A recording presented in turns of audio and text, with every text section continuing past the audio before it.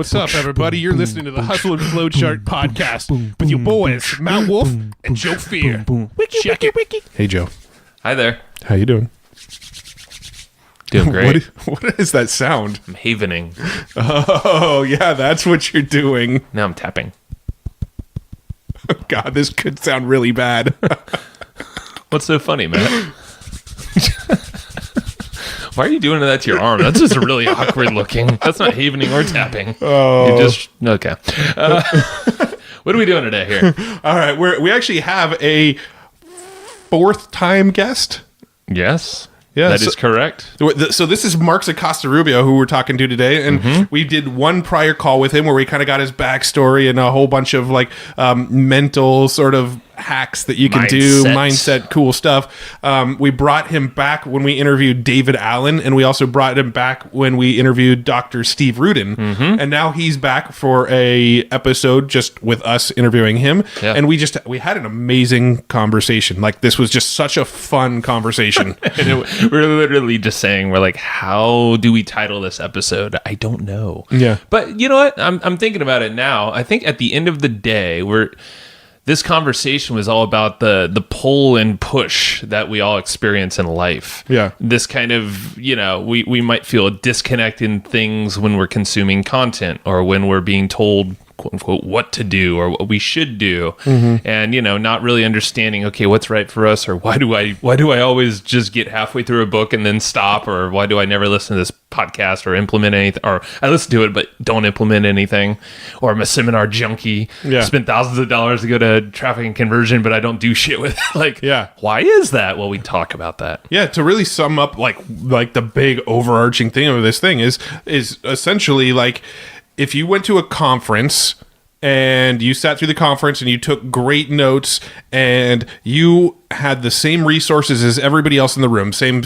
amount of money, same connection, same network, why is it that a very small percentage of that room will actually go and implement this stuff, and a very large percent of that room will never, ever, ever take action or do anything on it? And we really, really, really deep dive and dissect on why some people will consume information, get really, really excited about it, and then never do shit with it, versus why some people will consume a ton of content, get really excited about it, and just make stuff happen. Totally. Yeah, I'm going to say, and I think I said this on the air. Well, this is a long podcast, by the way, so don't be deterred by it. Even if you can listen to this in chunks, it's worth it, because I'm not going to lie. Every time I talk to Marx, and thank you, by the way, Dan Ryan. I know you're Dan Ryan for introducing Marx to us, I'm glad you said that. He'd be offended if he didn't get mentioned. Of course, Dan's fragile ego. No, I'm just kidding. Love you, Dan. But every time I personally talk to Marx, I feel like I just, I knock up a few more freaking IQ points or emotional intelligence points. I was wondering where you're going with you knock up a few and then... of course you would. Okay. But I just feel smarter every single time, and you understand a reason for that. Well, you understand a little more about how your brain is working. Like, you get these little insights every time we talk to Marx about like, that's why my brain is doing that. Like you like some new switches flip every time we talk to him about this is how we're wired. Sure. And it felt like like the conversation kind of goes all over, but that main concept is what we chatted about. This pull and this tug and back and forth disconnect feeling that you might have.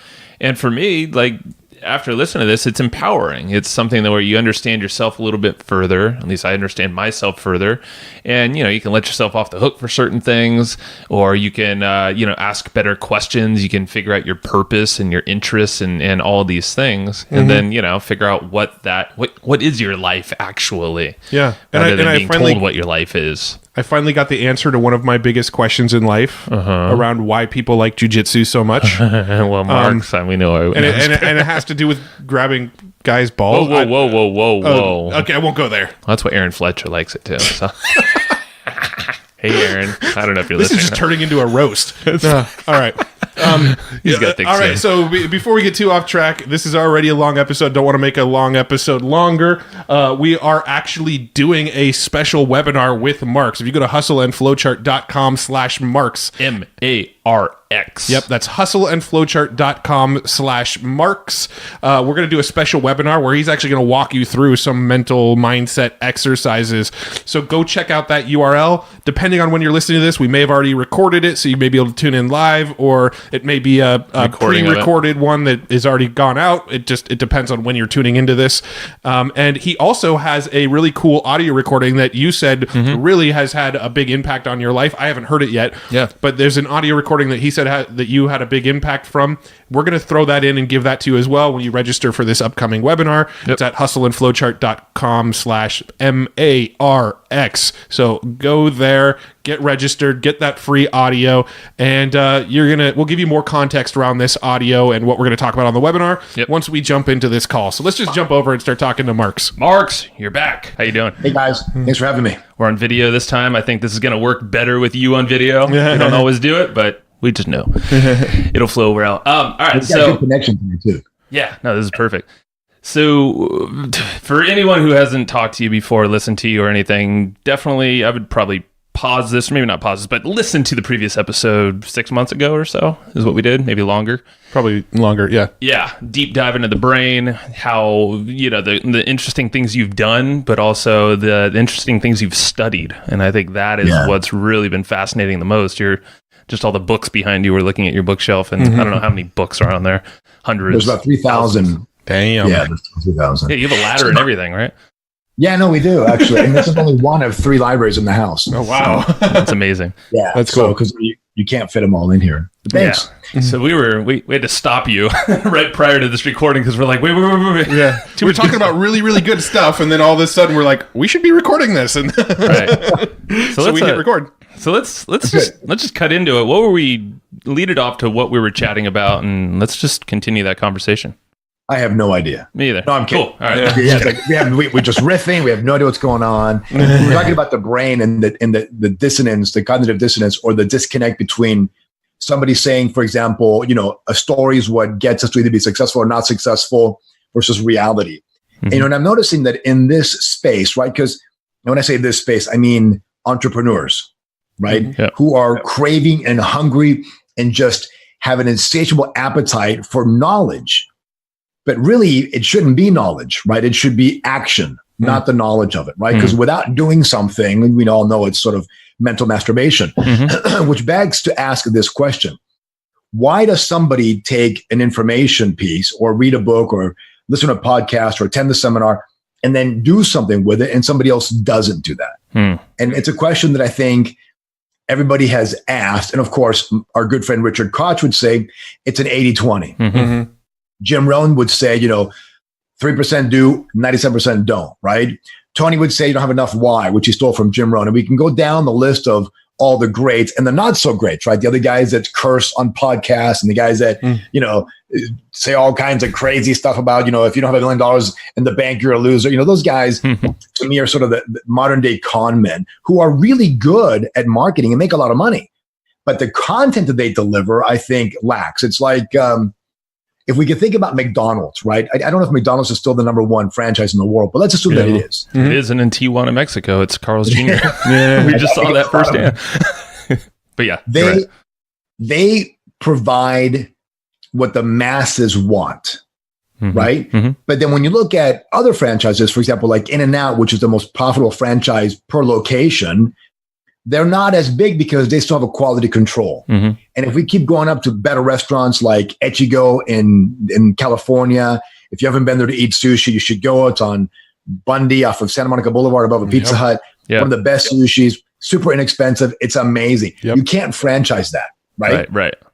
So so you can, if you dumb down the message, you would attract the masses. In fact, Tony Robbins once told me, he said, Marx, in order for you to eat with the classes, you must learn to serve the masses.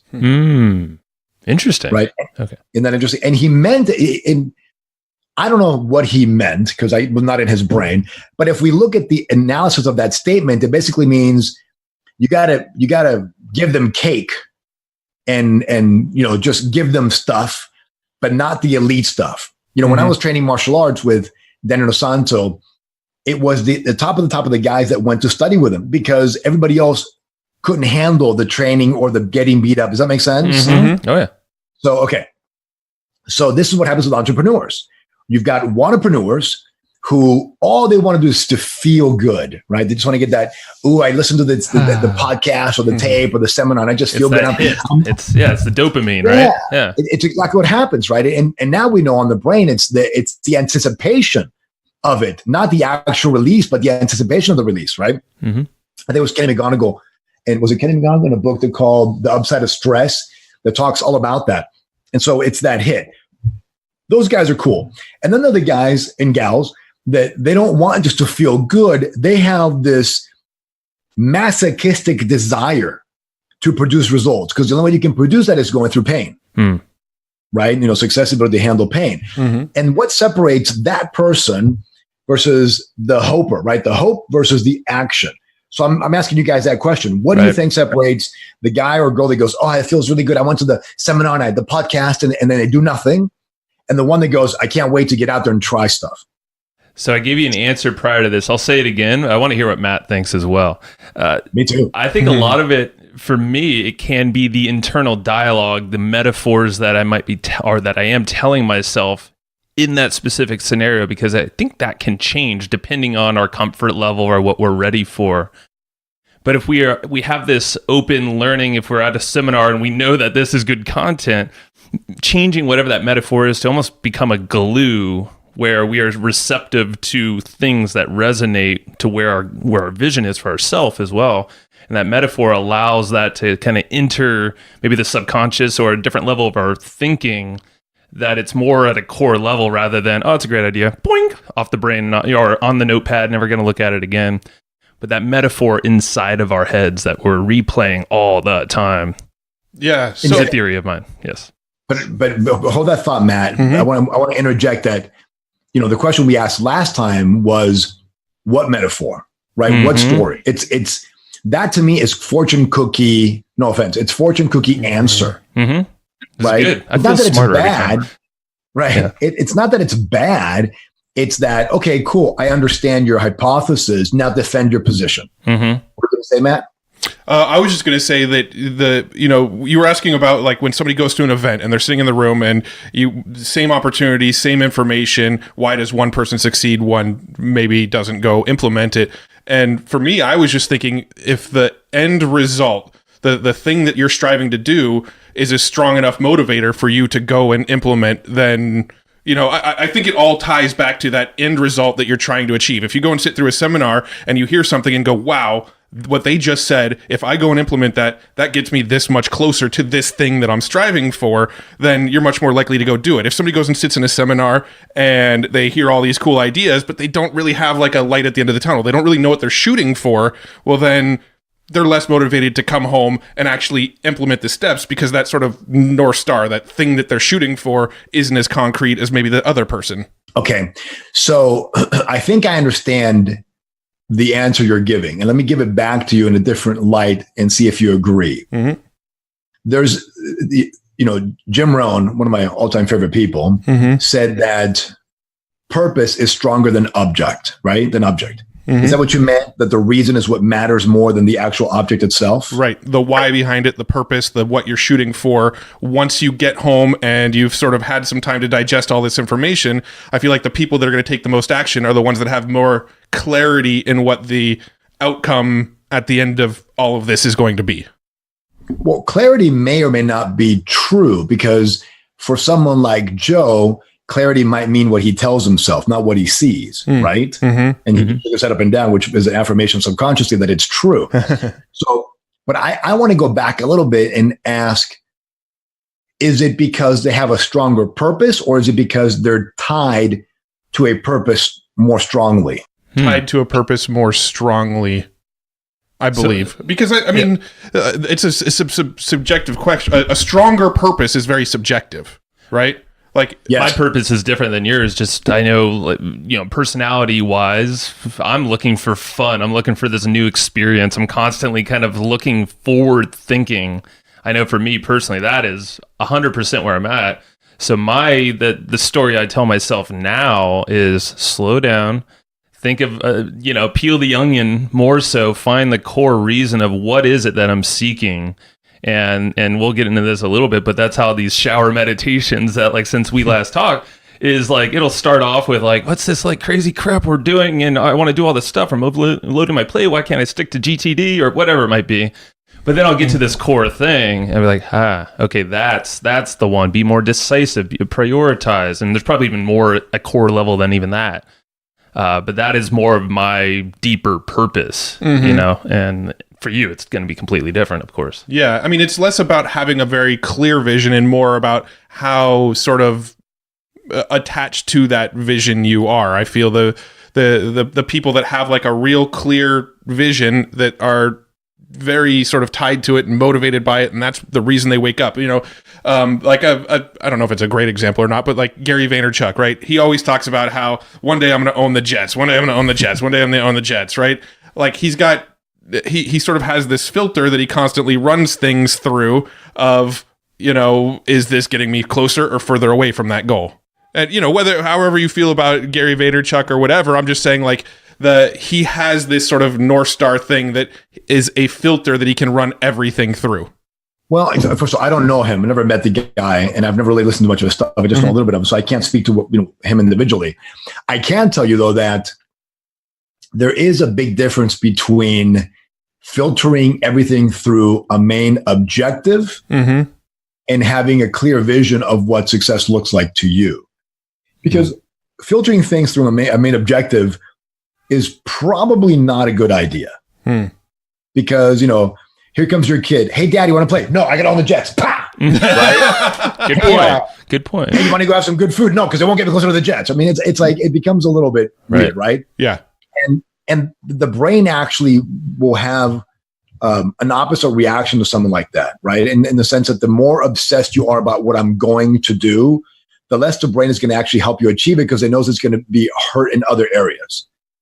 Right. So almost all of and by the way, setting goals is to become something that attracts the goals, not for the achievement of the goals.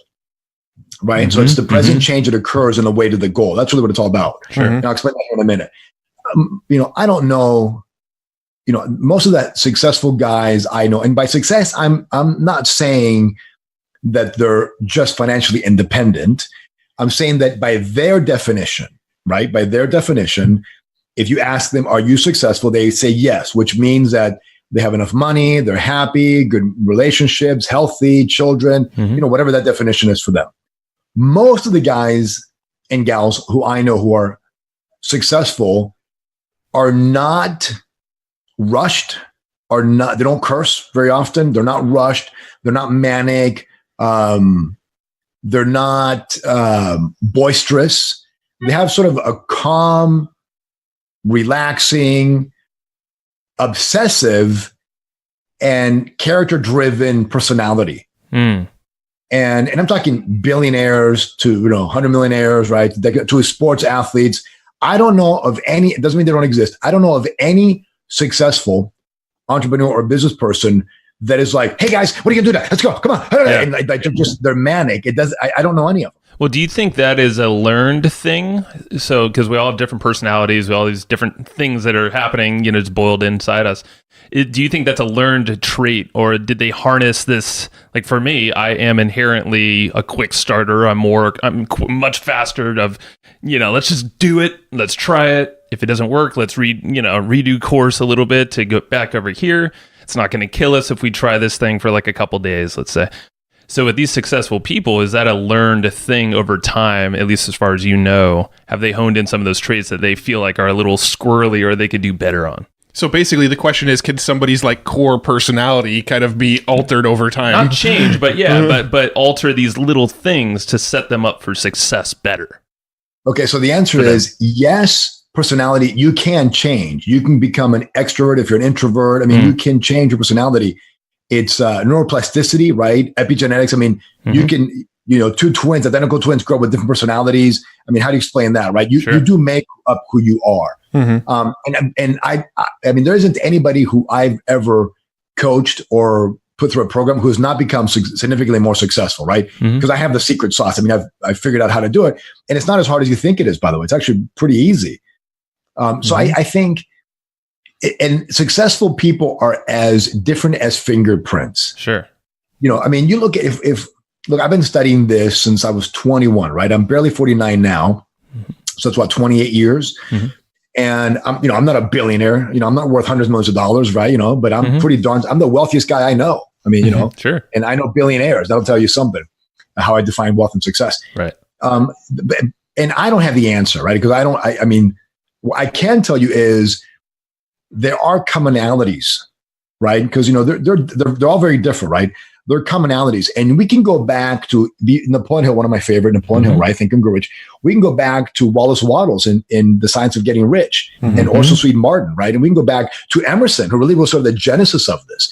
We can even go back all the way to Socrates if you want, right? Sure. Socrates is probably the most influential philosopher of all time, who obviously was broke and married to a hag and ended up taking poison because he didn't want to renounce what he believed in. So we can study Marcus Aurelius, Alexander the Great. We can go to business tycoons that you guys may not know who are, like Armand Hammer, who started Occidental Petroleum, or J. Paul Getty, which you guys are. We can Walt Disney. We can look at all of these guys. If you take the book Think and Grow Rich and you overlay the 13 principles, you'll find them common in all of them for the most part, right? Maybe they have 7 or 13 or 10 or 13.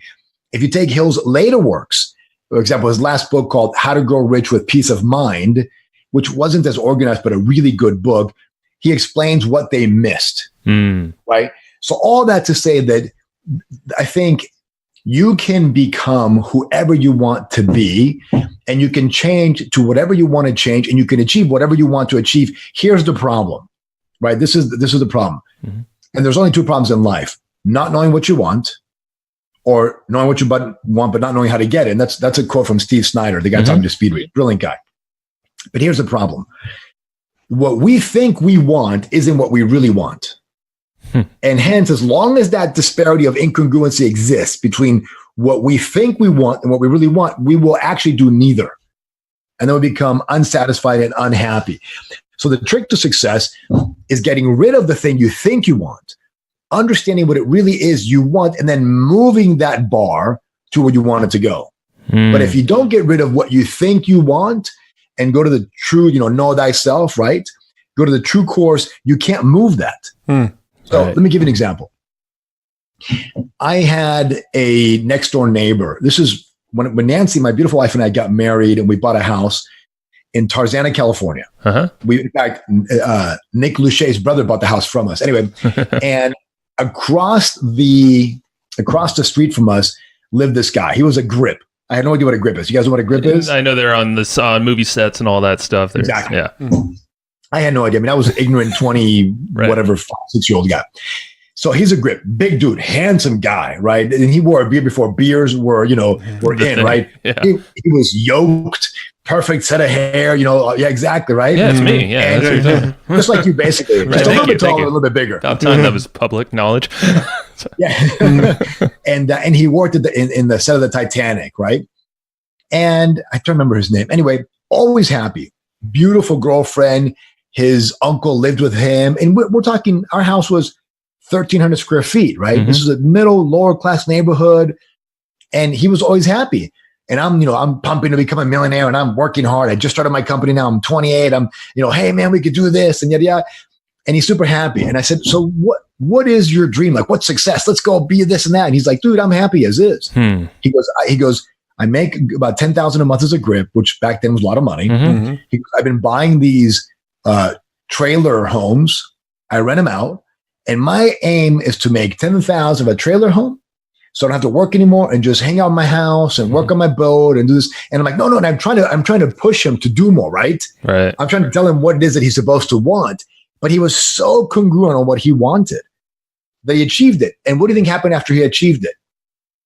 Yeah, maybe he got depressed and was unhappy, or I don't know. It just seems like the milestones that you're shooting for, whenever you hit those milestones, there's just another milestone beyond it that, Seemed like this guy was pretty tapped into what he actually wanted at a core. And I'm assuming that maybe allowed him to scale further as his core reached that next point. And then he kept moving. That's exactly what happened. He was so congruent with who he was and he called himself sort of white trash. He goes, man, I'm white trash. This is my dream, right? Right. Mm-hmm. And once he got it, I remember having a chat with him, and he's like, you know what? I think I want this now. But it was congruent. Right. He genuinely wanted, I don't remember what it was, or something silly like, I want to do X, Y, and Z, right? Sure. And he just kept putting, and that thought made me go, wow, isn't that interesting? Maybe I'm not getting what I really want. Mm-hmm. So I stepped back and go, what do I really want? And at the time, I wanted to be a millionaire, but what I really wanted was to do jujitsu 6 days a week. There you go. Yeah. Mm-hmm. So I took my entire life, right, and said, I'm going to work, and then at 5:30, I'm out to do jujitsu for 6 days a week, right?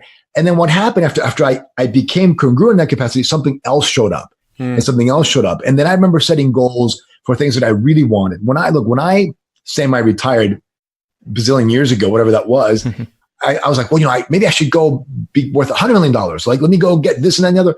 And I tried that for a little bit, right? I was like, yeah, let me go. But it wasn't. I was sabotaging. I was becoming a total prick. I just wasn't what I wanted. I thought, what do I really want? Mm-hmm. I wanted to hang out with my kids.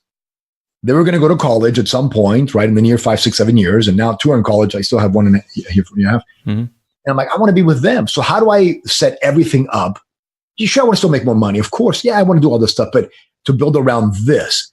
So the difference between the person in the seminar or the book or whatever that gets all pumped and excited is they're chasing what they think they want, not what they really want. Mm-hmm. If they get rid of that and go to the really want, then their neocortex, all the parts of the brain, right, start to become congruent. And then the brain says, you know what? There isn't anything we can't do as long as we really want that. That's the difference, right? The person that actually takes action is more congruent in what it is they really want. Hence, to our point earlier, Matt, the purpose. Mm-hmm. Like if you guys said, hey, man, you should go and build a company and buy the jets. I have zero interest in any of that stuff. Right. Same. Yeah. Like nothing. Now, you might inspire me for a different goal. You might say, hey, Marx, run for public office. That sounds interesting. I might want that. That might be kind of cool, right? Sure. Or X, Y, and Z. You could give me external stimulation to awaken something inside of me that maybe I kind of think I want, but I'm not sure. You could help me achieve that. Mm-hmm. But if that's what I don't like about a lot of these books and seminars, I know we're sort of topic, is they're trying to feed you that you suck or you should want something else. Right. You gonna say something, Joe? Yeah, well, you're on a good tangent. I mean, this is just going great because it's with all the books that you have behind you, all the books you've read, and I know this is all throughout a period of your entire life. I'm just thinking, okay, like on this podcast, we always ask people, what's a book that you recommend that you think would be really good, resonate with others, that you recommend to others all the time? Us, we're like, oh man, that'd be a great one to read. Okay, and we more than likely will read it within the next handful of months because there's so many books, And is there a process you go through that is like, okay, I know you speed read, so maybe this is part of the solution. How do you know that thing is part of your core, like where you really want to head? Do you just do a quick skim? It's very tactical. So basically, like what kind of content how do you deem this is relevant to getting closer to my real goal? It could be listening to more podcasts, going to a seminar, talk to whoever. So I'm going to answer that in 3 ways. One is I'm a glutton for knowledge, right? So I feel happy when I'm learning, right? So if I'm not learning, I'm like, this is lame, right? Yeah. But if I'm learning something, I feel good. It's exciting for me because I can think about how I can apply to my daily life. Earlier in my life, in my 20s and 30s, I didn't know what I wanted, so I read everything I get my hands on. Sure. Right, because I didn't know. Now I read for 3 things. I read to gather information, identify principles, and write down quotes based on my definiteness of purpose, right? Or my magnificent obsession, whatever terminology you want to use for what works for you guys. Mm-hmm. So I would say if you want to read a book, trust your intuition. If it will tell you, if you quiet the voice, it will say, hey, you know what? You need to read this now. And it may be something like I'll start a book and I'll be like, you know what? I'm not interested right now in this book. And I'll just go off to a totally different book. And I might jump to 3, 4, 5 books and then come back and finish it. Yeah, I do the same exact thing. Yeah, I do it too. I used to beat myself up over that and still kind of... I noticed I make to halfway throughout the book and I have 10 books on my bookshelf and I see a freaking halfway marker. I'm like, how the hell does that happen? But I don't consciously think that. The thing is, though, like if a book really, really, really grabs you and you're just like, holy crap, this is super relevant to our business, you'll finish it. I know you finished 100%. Clockwork. I know there's been a handful of books where you'll get into it and you'll just devour it. 100%. And then there's a lot of books where you get maybe like 50% through. And I think that's probably like a sign of, okay, this isn't really bringing me closer to that thing. Yeah. Well, I'm not. So you may be right, Matt. That may be what's happening. The other thing that could be happening is that it spawned a different question that your brain now has to go answer, and you go look for a different book. Right. Yeah, I could see that. That's what happens to me. Like, I started reading Hammer. I reread a lot of books, which I recommend you guys do, right? Because I think it's better. And I'll tell you why. That's my number 2 point. So I started rereading this book right here. This book called Hammer. Hammer by Armand Hammer. Yeah. Yeah. You can't get it, it's a biography. You can't get it that much anymore. And I got to page 100 and something. And I thought, you know what? I want to read this book. And then I picked up 3 other books, went through them and said, I got to read these guys, finish those guys. So I haven't come back to them yet. And this has been months. Yeah. But I wouldn't have read those other books or wouldn't have. I started The Point of It All as a Christmas gift for my kids and got 2/3 of the way to, you know what? I'm going to reread The Power of Habit. Got halfway through that, and I'll always finish them, but I do trust that my brain will tell me, you know what, this is enough of this meal. Go over here and then come back to it at the right time. It took me a while to figure that out, and like you, I was used to beat myself up. Yeah, it's actually the opposite. It's exactly what books are for. But here's my third point. So my second point is trust your intuition to whatever book you can. Read multiple books at the same time if you want. The third point I think is the most important point. Why do you read a book? Personally, it's a seek for knowledge. It's very similar to what you were saying. That's the one thing I just want to learn. Well, I mean, it depends. Mystery. So, I read a lot of fiction and nonfiction, and I have different reasons for reading each, right? So if I'm reading fiction is I just want to get lost. I mean, it's like my escapism, basically. But nonfiction, it's typically because I want whatever knowledge is consumed within that or contained within that book. I want to basically extract what the author knows and implant it into my brain, basically. Great. So I used to believe that too. I used to believe, I read books so I can get something from the book. And then one day I looked back at all my books and thought, of all these books I've read, right? And by the way, it's books I've read, seminars I've attended, audio cassettes and CDs I've listened to. I mean, I showed you guys my man locker. It's a cave that has thousands of hours, right, of material and stuff, right? Since I was 21 years old. So and I'm a glutton for that stuff. I thought, how many have actually made an impact in my life where they either changed the trajectory? So I was going this way and then now I'm headed this way. So that's important. Changed my behavior, also very important, right? Or changed how I viewed or thought. And so how many books do you think or CDs, tapes, I counted for that? What do you think? I had to guess. I'd say it's probably a small number, 5 or 6 of them, maybe. 1, 2, 3, 4, 5, 6. 6 are on the shelf now that I pulled them. Nailed that one. No, I mean, I'm just kind of thinking about my own experience. I read a lot of books too, and just trying to think back right now of like the ones that have really had an impact that sort of changed the trajectory of my life. I could maybe name 3, honestly. And that's not uncommon. So here's the question. Point 3. Is it what you get from the book, or is it what the book gets from you? I think it's the book gets from you. Correct. That's exactly, yeah. And I'm just thinking now it's... Well, can you explain what you mean by that? Oh, yeah. Just what do you mean by what the book gets from you? So let's say that, give me a book you read that you like. Let's just say, it's cliche, but the 4-Hour Workweek was one that legitimately sort of changed our trajectory and thinking on business and... and a lot of our listeners too. Yeah. I know that's what it's a book that comes up commonly. I heard Tim Ferriss did a podcast. I didn't listen, but I heard he did a podcast about how arrogant and dumb he was when he wrote that book and how he is embarrassed of the things he said. Is that correct? I've heard similar statements. Yeah. Oh yeah. For us, it was more of that eye opener. Like so we worked in a company together back when we read that book, and our vision of a company was this manufacturing thing where you've got 30 employees and crazy overhead. I mean, like our break even was like $100,000 a month. And that was our vision of what a business was at the time. The 4-Hour Workweek changed that perception for us of, you can do this from anywhere in the world from a laptop and hire like hire contractors to make sure the thing keeps Low running. overhead, yeah. And so that was the big shift that we had, was just like our vision of what a business should look like was completely altered as a result of that book. So what did that book get from you? From me. It got me personally asking better questions of the way that Wouldn't I that wanted be what to. you got from the book? I don't know, because the book then would provide different answers for me if I ask different questions. Like, it's the perception of what I'm reading changes. I know that's the case with anything that's impactful. I'll ask better questions, and it kind of refines what I'm now. Maybe I'll listen to it again. Like some of the content you've sent to us, Marx. So yeah, so I the definition of that is exactly what happened with you with the 4-hour work week. Mm-hmm. The book got something from you, got you to do something. It Action. got you to change what you were doing, right? So okay. Now I understand the question. I didn't understand it until you just clarified it right there. Now, okay, what did the book get from? Okay, got it. What did the book like pull out of me, basically? right. Okay. And because it was already there, right? Mm-hmm. It didn't plant that seed. It watered the seed that was already planted in poor soil. Yes. Okay. So, right? Because That is how true. many people Yeah. have read that book and not done what you did, right? Yeah. So it's not like the book, it's not like the people who read the book who haven't done anything probably got the same stuff you got from the book.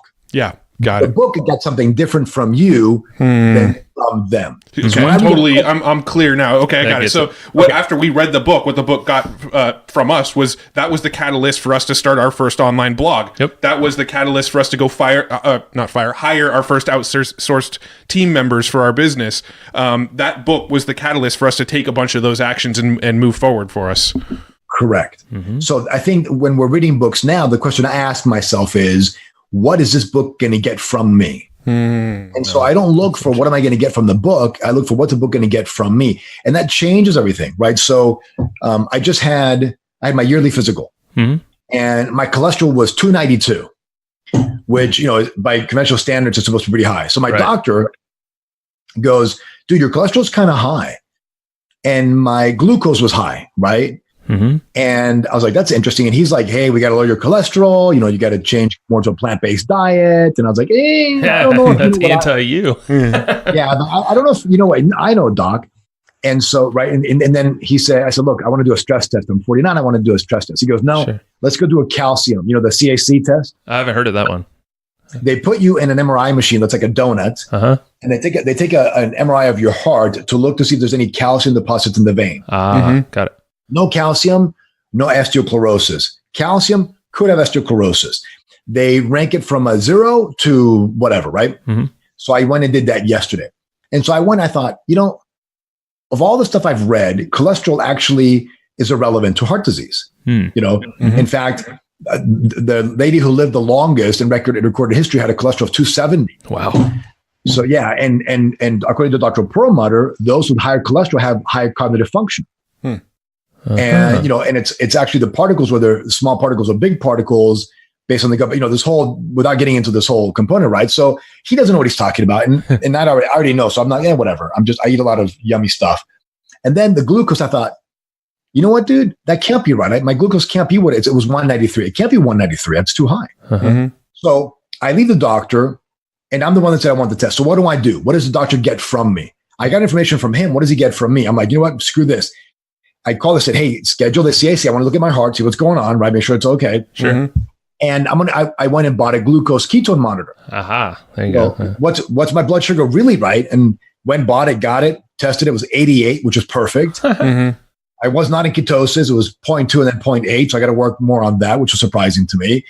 When I did the CAC and came out at 0, so I'm totally healthy, no problem, right? So what that got for me was actions to do something, to take control of myself and be verified. I also bought 2 books on keto eating, right? To read those as well, because I've read all the other ones we've all read, Right. From Bulletproof to Dr. Perlmutter to Dr. Reagan. So it gets me to behave differently. It met you at this time in your life where it mattered, it resonated with what you really want for yourself. And maybe it went against your beliefs of what you already know. You're like, hold on, no. Right. Okay. He challenged my beliefs. So then, and the nice thing I thought of yesterday was I need a new doctor. Because if I got to educate this guy on cholesterol, he's not the right guy for me. Sure. I'm not saying that he's dumb. He's a lovely human being. He's been a great guy to me.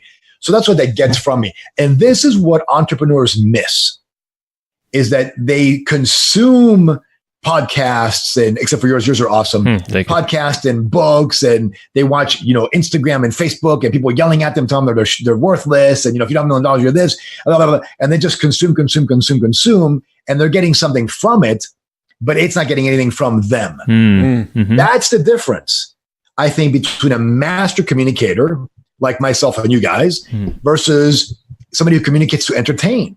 Let's look at our one of my favorite people, right? Tony Robbins.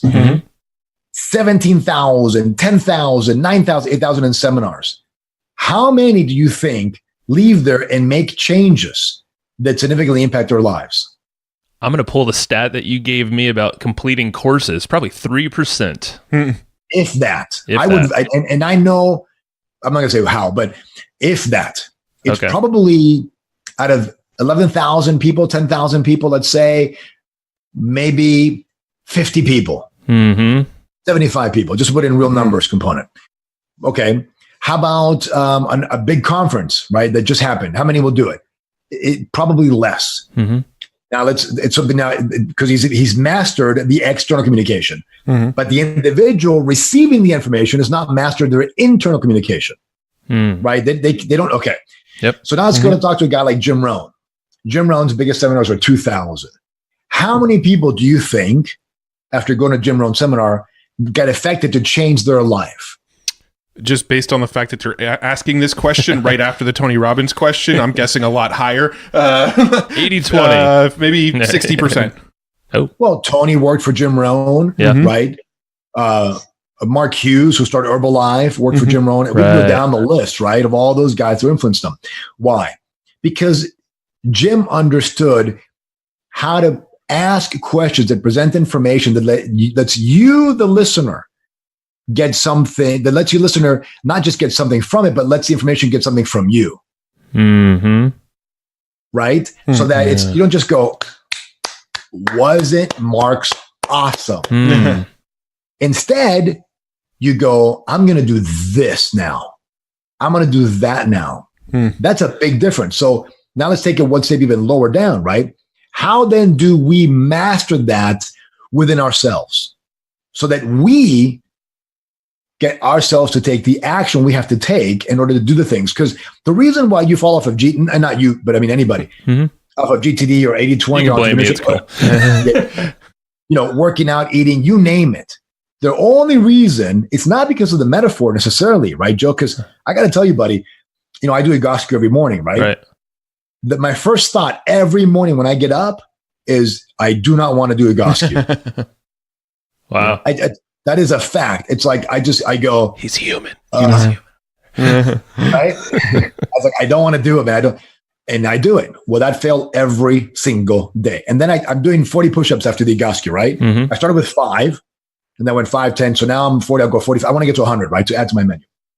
I don't want to do them. I just don't. I do them. So how come I get this? I don't want to, but I do it.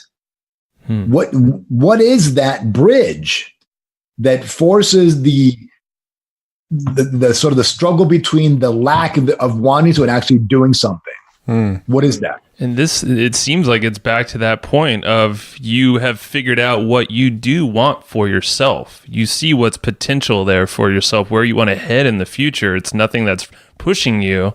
You're accepting, you've created this routine and these systems around you because they're important to you. And there's a reason why you do a Egoscue every morning. So you're going to freaking get out of bed. Doesn't matter if, your legs are barely, they're numb. You're going to figure out how to turn those bad boys on and do some squats or whatever you're going to do. You're more focused on that future gain than you are focused on the short-term pain, right? I think that's kind of like summing up what you're saying. Yeah. Well, I was listening to, this is actually, I think Tim Ferriss was interviewing Matt Mullenweg, the creator of WordPress. And one thing that Matt Mullenweg said that actually really stuck with me, I don't know why this locked into my head, but this one thing he said was, Tim Ferriss was asking about his workout routine, and he said, my goal is just to do 1 push-up a day.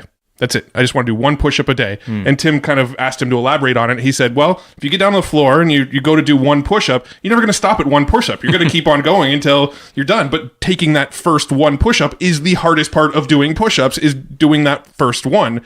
So he kind of decided, you know what, I'm just going to take that first step. I'm gonna let myself off the hook and say, I'm just going to do 1 push-up today. And it always, every single day without fail, inevitably turns into much more.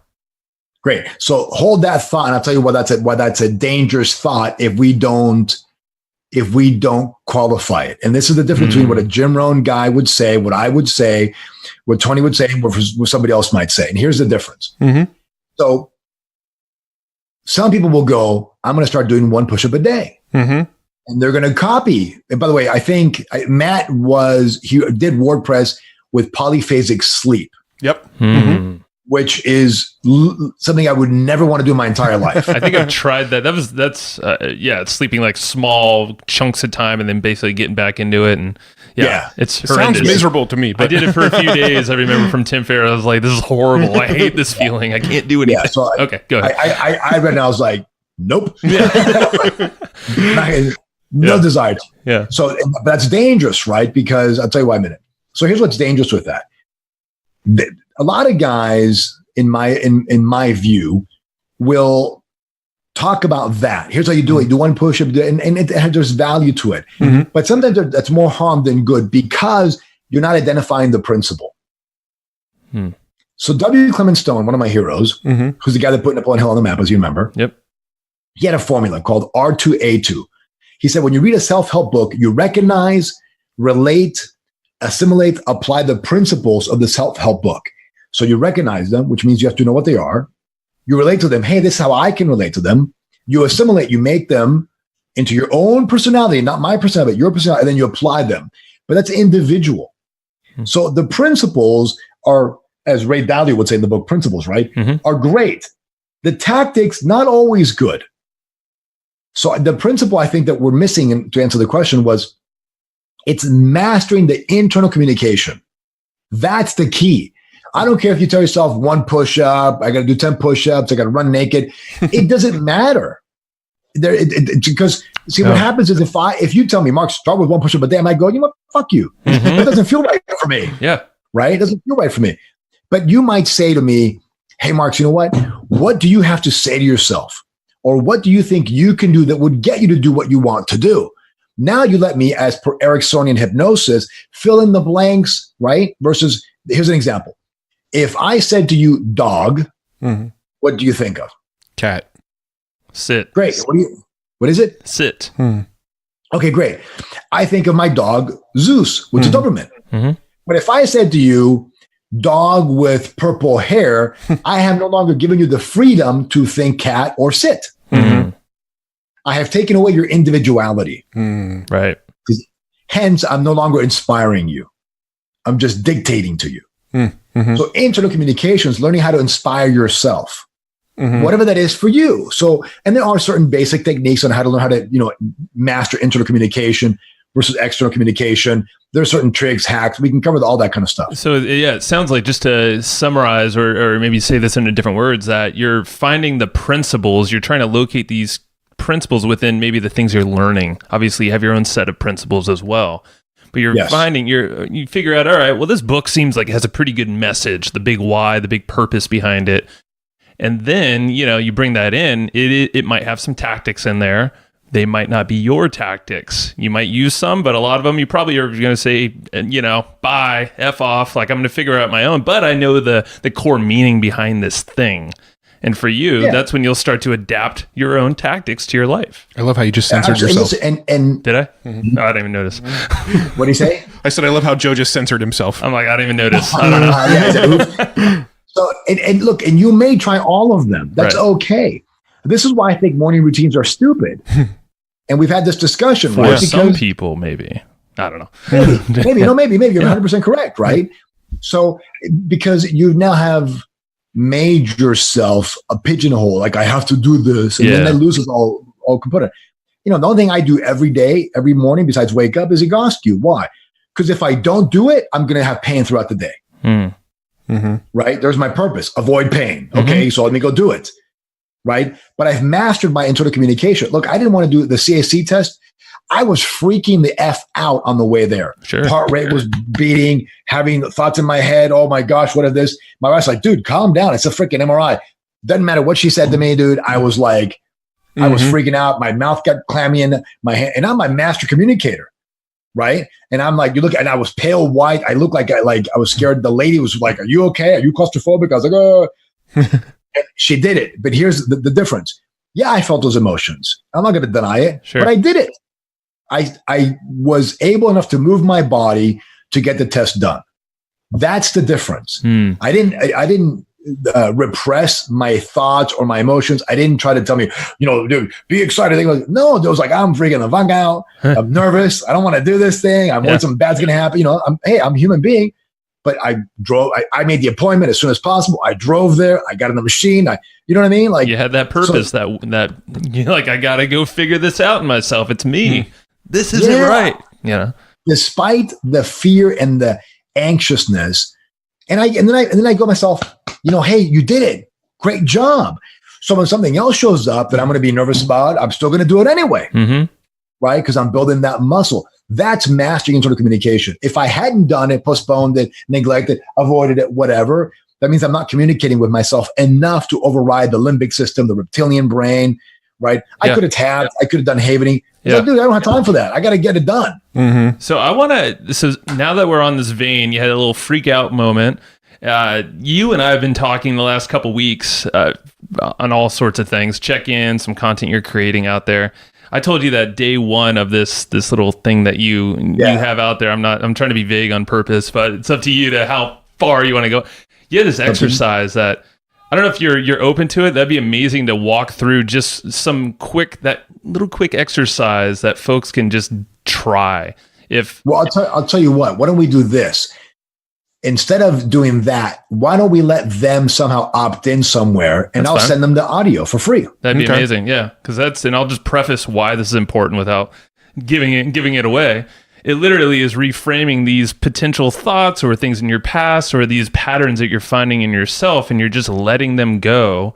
And you're essentially saying specific words in almost like a meditation form. You can combine it with tapping, havening.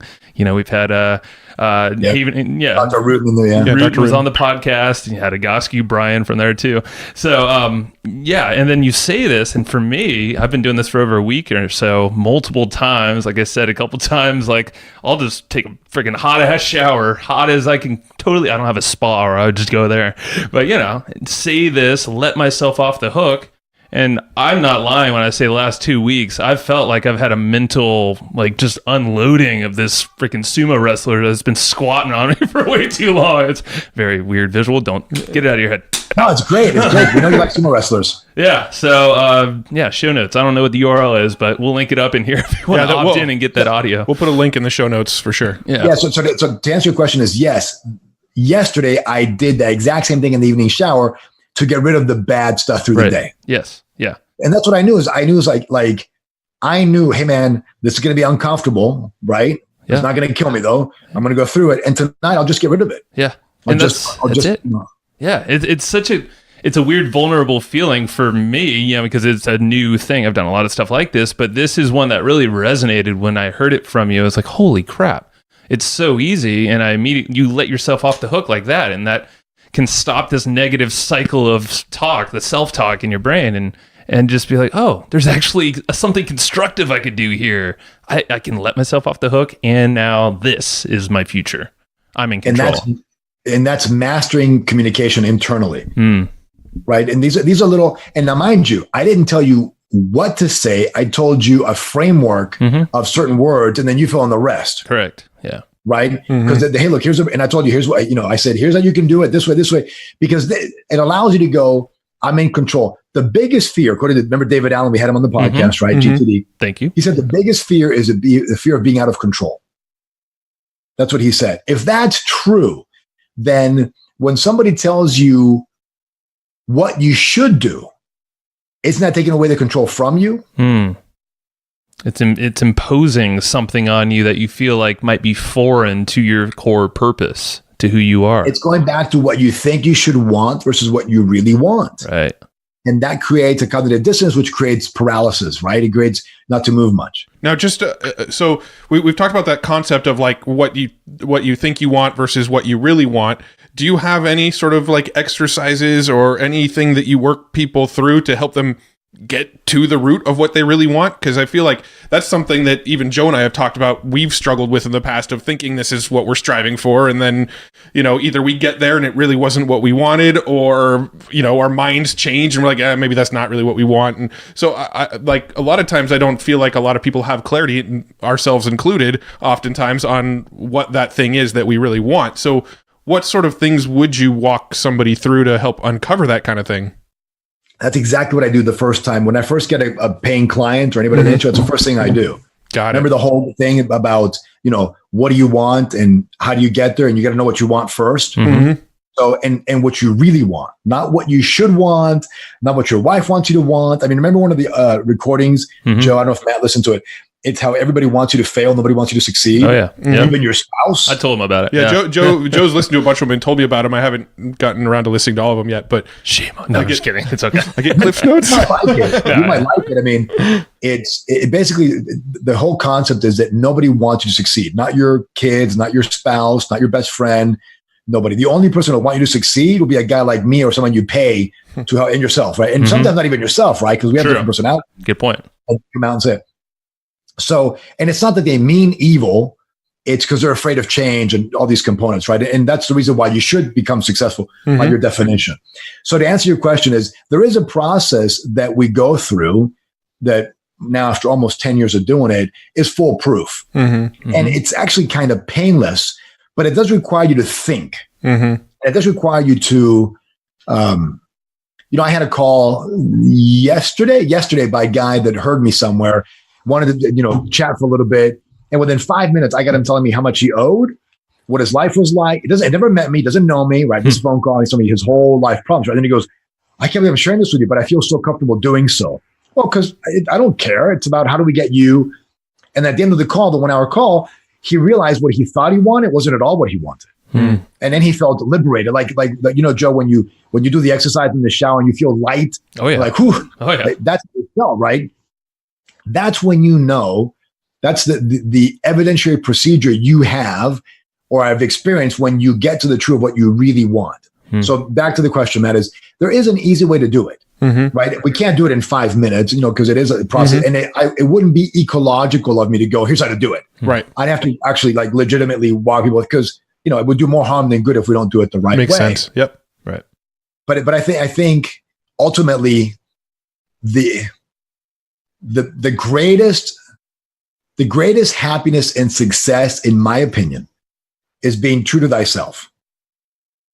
Right. Now, that doesn't mean that if you're married and you want to go, do something stupid, it doesn't mean that you should go, neglect your kids and go snort coke, right? Because that's what they want. I mean, don't do that. We got to be right. We got to be, character driven, and we have to understand, right? But I think most people that I've helped or hung out with ultimately always pick really great things. That they want. So maybe what we could do is we could do a webinar, a free webinar, and actually run people through it. Like, we'll just go ahead and do it, and that would be fun. They can take pen and paper. Yeah, and, cool. Yeah, so maybe in that instead of the opt-in just for the audio, it'll be audio as a bonus. Here's your immediate little dopamine hit, and then get ready for this webinar. Yeah, there you go. Just making it up on the fly. Huh? I think it's fantastic. Cool. I think whatever you want. I will tell you that it is an ongoing process. Sure. And it does require, in my experience and opinion, it does require that you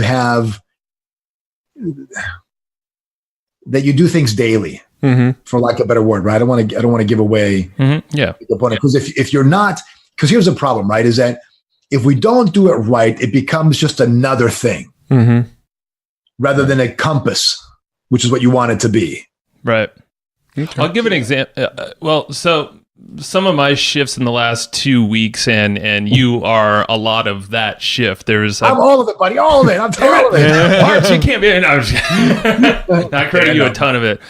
Is changing, and this was a phrase I heard on a podcast from a guy, Jonathan Levy, that was just on. I shared that podcast with you. I think you'd love it, by the way. Becoming Superhuman.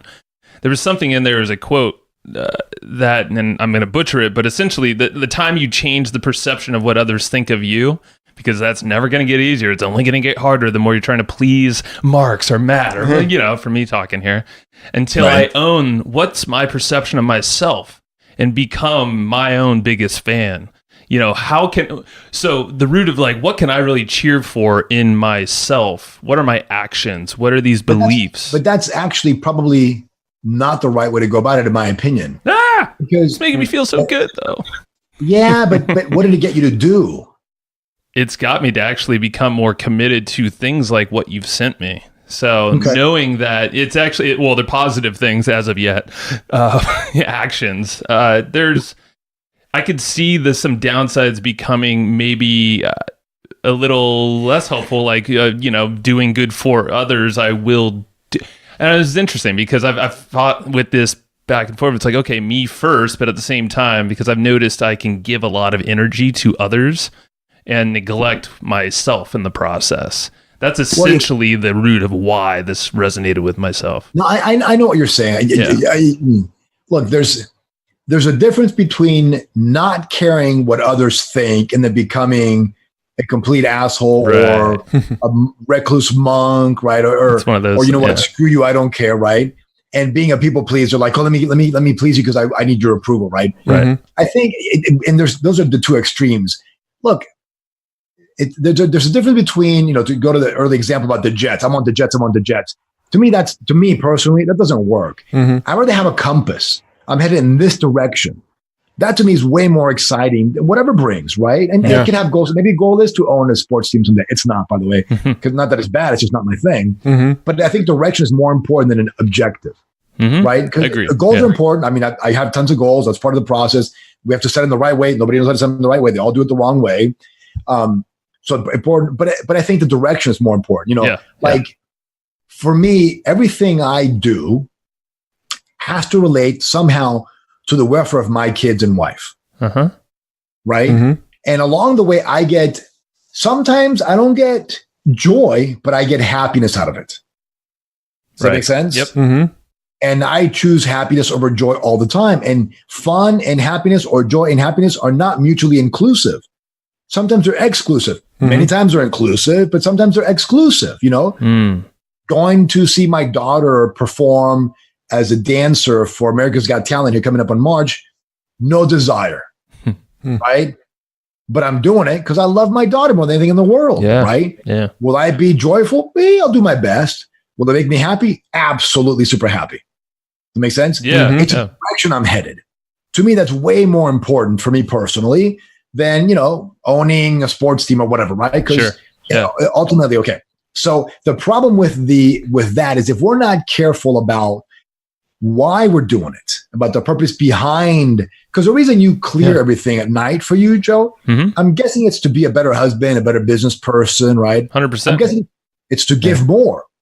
And I see it as part of an evolution process. This is one piece that's allowing me to more or less ground myself first before I try to bolt on more things. Absolutely. So that's where I'm seeing this is like, all right, this is an amazing first step for me. Put on your own oxygen mask before providing it for the other one. For the people around you. Look, you're right. If you're doing it for your own personal character development to become a better you, that's exactly the reason you should do it, in my opinion, right? Rock and roll, it rocks. Yeah. If you're doing it to avoid something or because you're self-centered, you're going to have a problem. Sure. You're going to become one of those celebrities that needs only red M&Ms and, and then they throw tantrums and, right.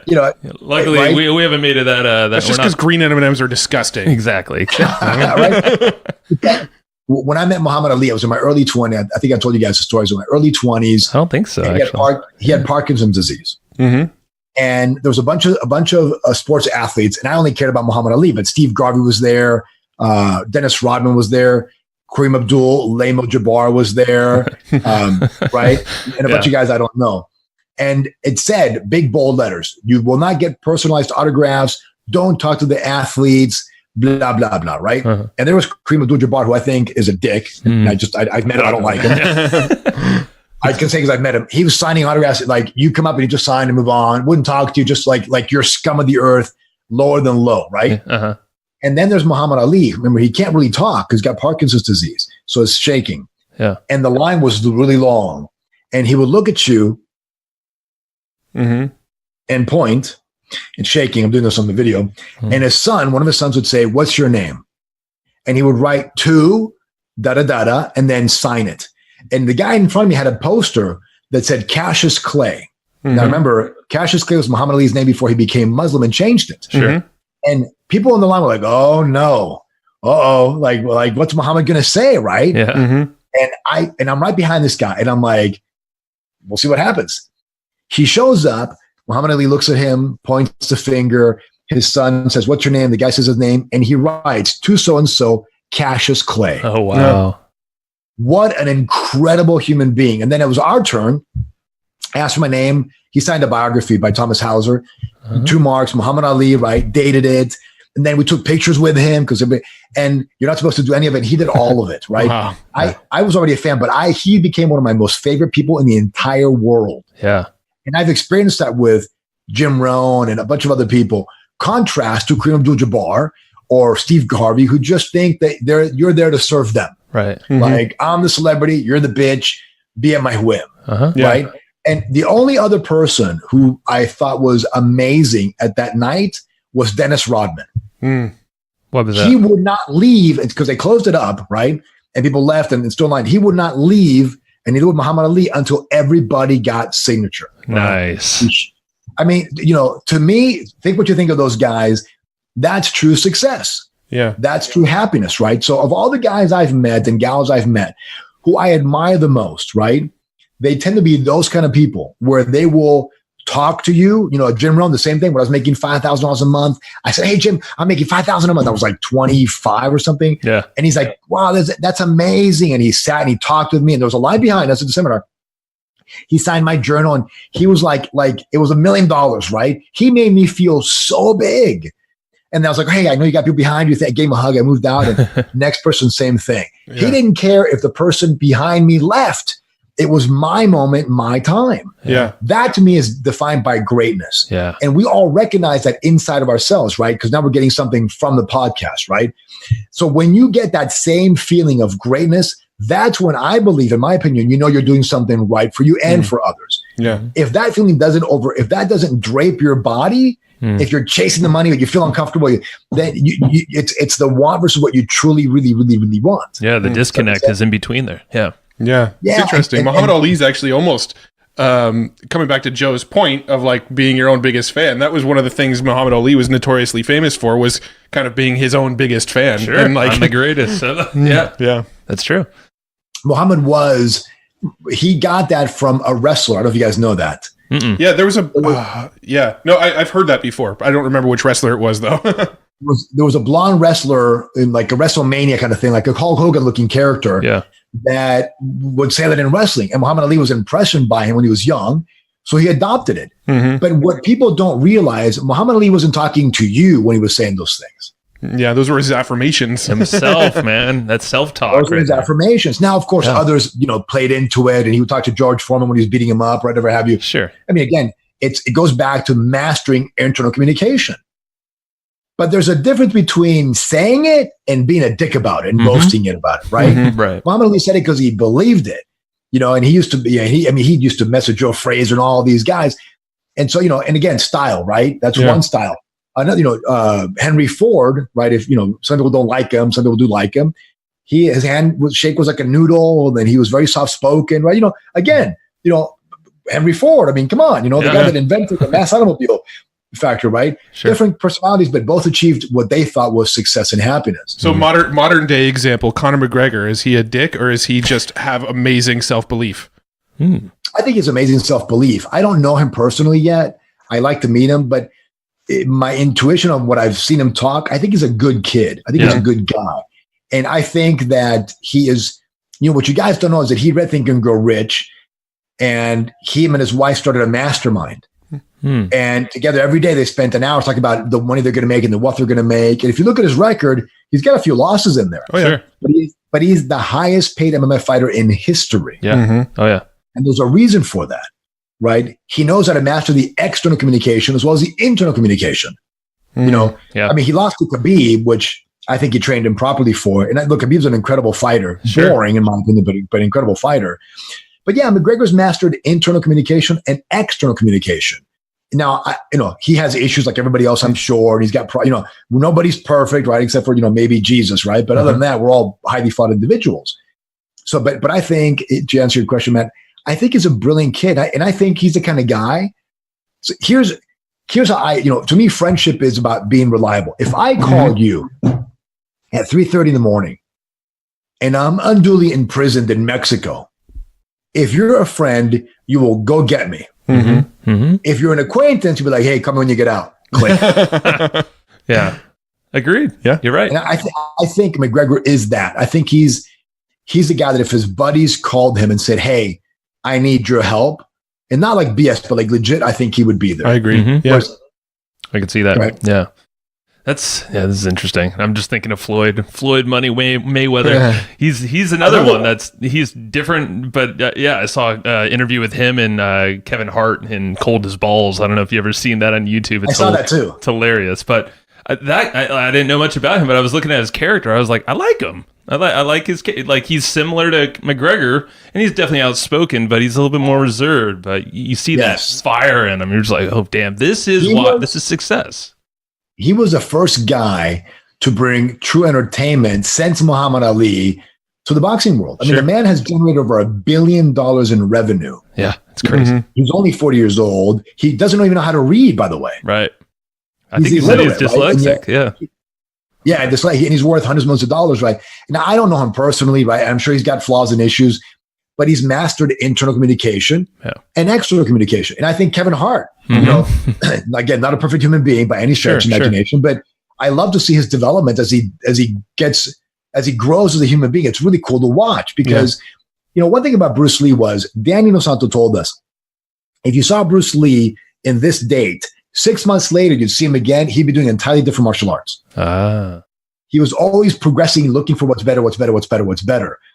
And to me, even though fundamentals don't change, it's the application of those fundamentals to see people grow. If you meet somebody that you saw a year ago and they're the same as they were a year ago, to me, that's Yeah.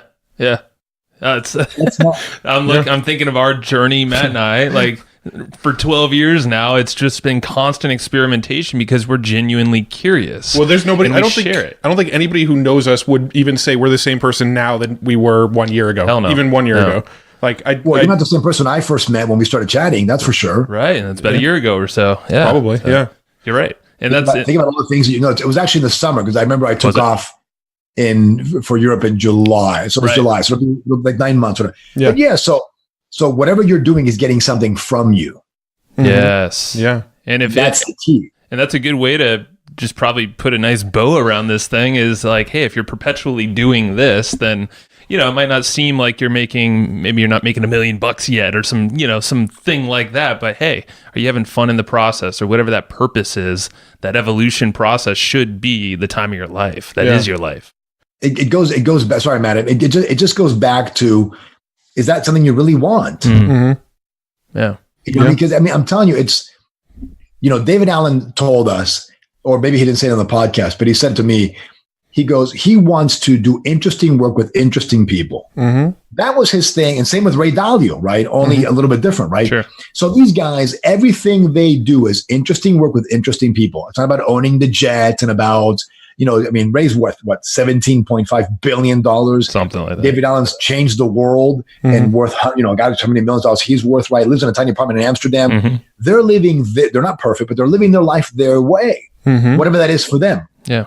They somehow got connected to that, right? That exercise that we do, connected to what they truly, really want. Now that changes, right? But you got to be connected. What is it? Who was it that said, so that own self be true, and then it follows like day and night that you can't be false to any other man? I think I'm butchering Shakespeare's quote, right? So that own self be true. Mm-hmm. Right. And, it's an older one. Okay. That is the truth, right? Mm-hmm. So, maybe it's not $1 million. Maybe it's 250,000. Mm-hmm. And then $500,000. It's okay. It's you don't need goals become demoralizing and they fake you out when they're out of reach. Mm-hmm. It's very easy to go, I'm going to make $1 billion. And deep down inside in the recesses of your brain, no way in hell it's going to happen. Sure. That alleviates the pressure. You know what's interesting? I was watching a TED Talk. Are you familiar with Derek Sivers? No. Okay, so he started a company called CD Baby back during the .com boom and managed to actually sell the business before the big collapse. But he kind of turned into this sort of like marketer, entrepreneur, philosopher type, and has a really, really great book that I would recommend to anybody called start with Jesus. Getting everything you want. I can't remember, but I'll link it up in the show notes. But anyway, he had this TED Talk where he was talking about goal setting is a negative thing in the sense that there's something that happens in your brain that when you decide, okay, this is a goal that I'm reaching for, and you actually like write it on paper, oftentimes you get some sort of like release, and like you almost get a little bit of like that dopamine hit as if you'd completed that goal just by writing down that this is my goal, and that actually makes you slightly less motivated to achieve that goal. And it was this real interesting TED Talk that he did, and I'm probably totally killing the concept, but he was basically saying when you set a lot of goals, a lot of times those goals actually get harder to reach because just the act of declaring them as goals actually sort of sets you back. I don't know if that makes sense to you, but it makes total sense. He's right half right. That's called cognitive distribution, right? Which is just the reason why when you do GT, you write things down, you feel better. Yeah, because it unloads it from your brain, right? So he is right that you get an alleviation of the pressure. He's also wrong in that he thinks pressure is what motivates him. Yeah, and maybe that's for him. That's not true at all. Pressure is not what motivates. And also, just to give him a little more credit, I could totally be butchering the concept, but I will link you to the TED Talk. I think his point is well taken, and I agree with that, which is my point. The other thing is that when you write those goals down, if those goals are things that are not believable, hence not what you truly want, you're never going to achieve them. But the reticular activating system, the way the brain works, it's a teleological mechanism. It cannot not achieve a goal. Like it cannot think of not achieving something, whether it's going to eat, tying your shoe. It's the way the brain works. The question is, are you giving it the right things to focus on? So I would argue that he's right, and then most people who set goals do it wrong and do it really poorly. And goals become a demotivator, right? And then people keep goals inside their head because they think they'll forget about them. If you know how to write down goals the proper way, which is the way the brain works, which has been taught to us since biblical times, right? If we just, we had the fundamentals and the principles down in the, 3,000 years ago, up until about 1950s. And then 60s, 70s, 80s, get a little mixed up, 90s, bad. But now we're so off track with such an, being inundated by everybody telling you how to set goals, how to do this, that they have to come with something new, right? To try to get your attention. They've lost it. But if you go back into before the 1960s and look at how people set goals, they achieved them. And it's not smart. Smart doesn't work. We've proven that to be the case. But you have to link the goal. As first, it's got to be something you really, really want. And you have to link it with something else. Once that linking occurs, the goal becomes something you truly achieve. Your brain does it automatically, naturally. If you want to tell your brain how to do it, you have to think about it purposefully. And we'll cover that in the webinar. Cool. So his point is valid, but it isn't the end of the story. Right. Okay. That makes sense. Yeah. And it depends on the person. It's whatever that motivator is, that thing that gets them to move. That's part of the trick, right? I certainly have a lot of goals that I've written down and have accomplished. Totally. So, I know it's not a blanket statement. But it's interesting to think about. I think a better way to say it is to say that if you put down goals that are not believable for you, they're a demotivator or they relieve the pressure. Right. So I think if you qualify the statement with the kind of goals you're putting down, I agree with him. And maybe he said that, I don't know. But to say goals do X, Y, and Z, that's just silly. Like Stephen Heller taught me, he said that affirmations only work with those who don't need it. I was like, what the hell does that even mean? Right? And he was partially right. What he meant to say was those who don't need affirmations already have figured out the principles for affirmations to work, so they're doing it internally. But if you teach somebody the principles of affirmations and for them to do it right, they'll get the benefit. Now they might get, like the story of the story in the Bible, they might get 30%, 70%, 100%, right? The results will vary, right? But everybody will get something from it. Does that make sense? Yeah, totally. So for your audience, the internet marketer, and I don't know any tactics, and that's your guys' genre is beyond what I could ever comprehend. What you guys do is pretty amazing. And I can tell you that anybody who wants to succeed in any business, particularly the entrepreneur, has to master the two skills: internet communication and external communications. And then, of course, they have to master numbers and people, right? Mm-hmm. That's what I tell my kids. Hey, learn internal and external communication, numbers and people. Though that quadrant, you'll be okay. Now, the two biggest decisions you'll make in your life are what you do for a living and who you marry. Mm-hmm. And you can change either of those two, right? Hopefully you won't change one, but you can always change the other if you don't like it. Sure. But this gives them the filter to go, do I really want to date that person? If I don't think I'm going to marry him, why bother dating him? Right? Or they could say, I'm going to, like one of my sons does that. He goes, Dad, I have no desire dating her because I don't think I can see my future. My other son's like, I'll date her, but I'm going to be clear that it's not going to go anywhere. Mm-hmm. Two different approaches, but the same principle, right? Sure. Of what happens to them. And of course, the career, it's like, hey, man, choose something, the whole passion thing I don't believe in, right? Mm-hmm. Choose something that's interesting to you, not passionate, because you can be passionate about playing basketball, be 5'3", and you're going to have a very tough time, right? Right. Do something that interests you, where you can become better at it. If you look at the things that you've enjoyed in your life, hobbies or business, you've probably at some point or another realized you were interested in it. Mm-hmm. And you might have been really terrible at it. Sure. But somehow and then that interest allowed you to overcome, allowed you to have resilience, set goals, right? Be persistent, have positive self-talk. That interest promulgated that, and then the skill increase, and as a skill increase, your competency, then your confidence, and sort of this cybernetic positive feedback loop that occurs. Yeah. But that's because you were interested in something. The minute you lose interest in it, drop it and go to something else. Don't force it. Like the book, right? Like my wife and I started rock climbing, indoor climbing. Yeah. Loved it. And we were like, this was awesome. We're going to do great. This is fantastic. We're going to sign up for a membership, right? When you pay and we're going to get the whole shoes and the thing and that. And we're driving home and we're like, you know what? Let's wait. Let's keep going until we're not interested anymore.